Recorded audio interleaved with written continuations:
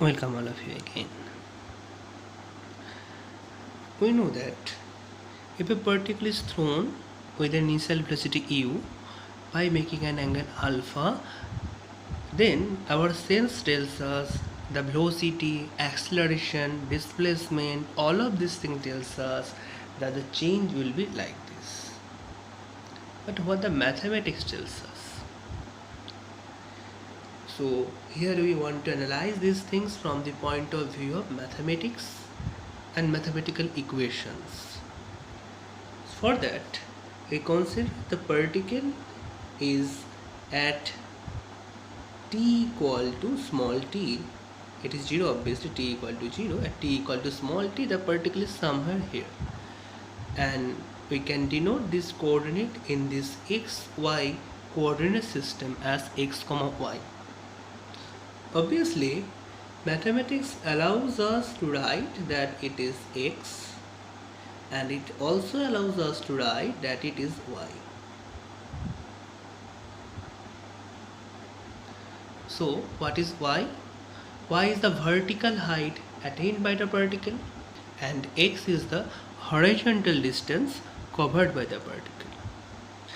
And we know that from the mechanics that this x, along this x-axis, the motion is not due to the acceleration or retardation, and it is along the motion is along the uniform velocity.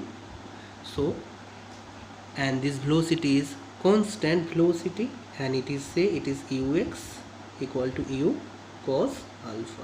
So you can say it is ux into time, because after time t the particle horizontally reaches this point x. So it will be u cos alpha into time, and from here to here it is u sin alpha. Obviously this is the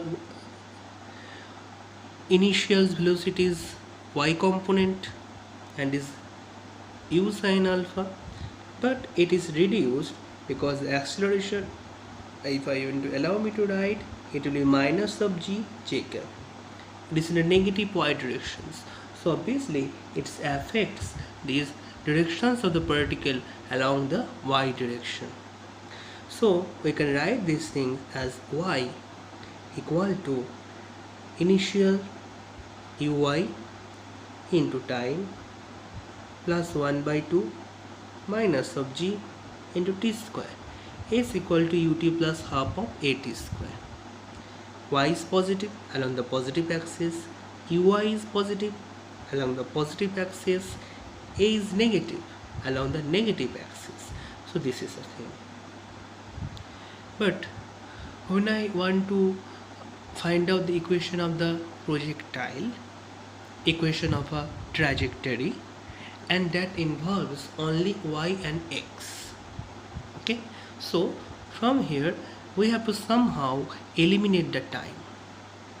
So we take this trick, that is t equal to x divided by u cos alpha. So if I put this value here, then it will be uy, t is x divided by u cos alpha.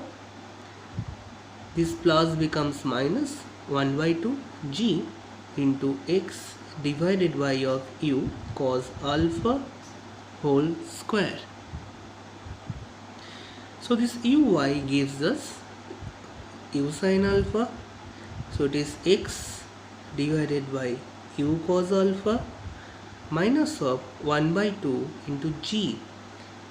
We put these values u square cos square alpha into x square.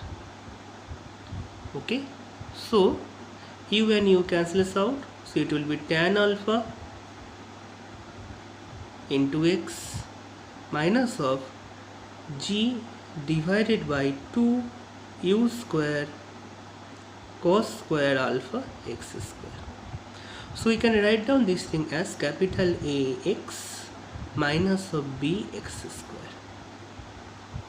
And from the mathematical sense tells us, because the language of telling the story of physics is mathematics, So we have to take the help of the mathematics at each and every point.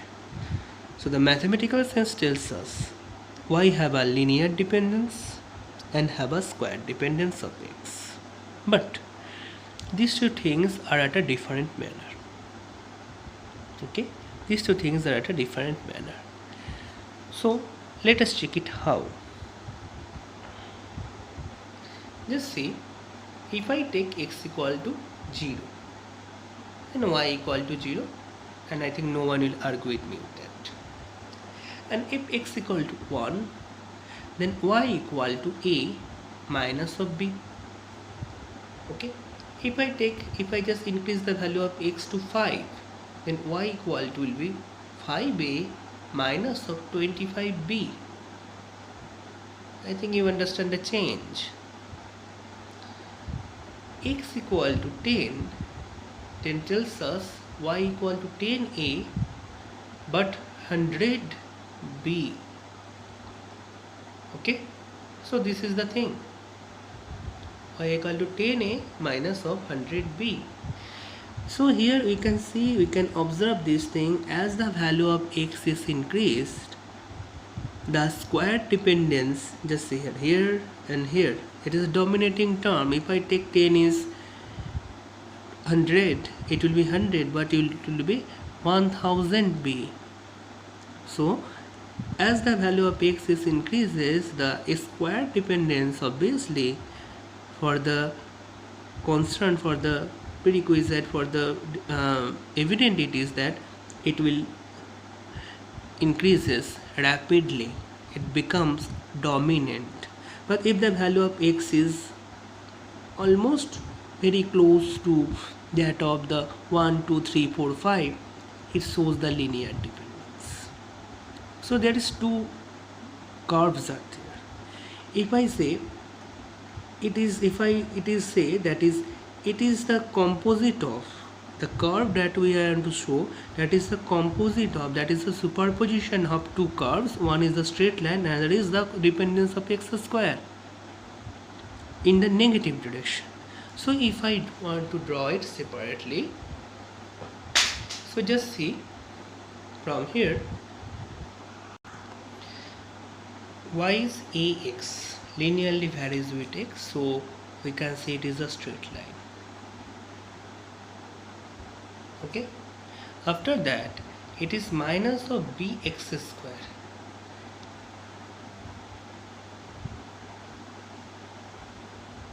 Okay, so it will be somehow like this. So the resultant, as the value of x is less, then this is the dominant, but it cannot move there because this thing is also there. As the value of x increases, the square dependence, dominant term, in a negative. So at first it shows this direction, but after that, after some increasing value of x, after some values of x, that is 1, 2, 3, 4, 5, we increase in a consecutive manner, then it will again, it have to follow this curve. So it follows this and reach again here. So this is, I want to say, this is the mathematical explanation. This is the superpositions of the two curves, not one. And in mathematics language, it is so it is told that it is the locus of the particle in y versus x curve, since they eliminate the time. And here it is says that it's starting from x equal to 0, and after it increases up to some value of y, and again becomes x equal to 0. So from here it is clear to us that why, if a particle throw at some angle with some initial velocity, why it returns to the ground again, covering a horizontal distance.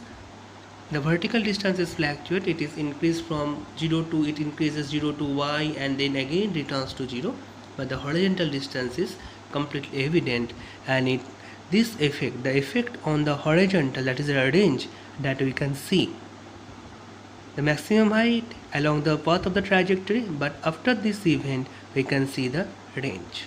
Thank you.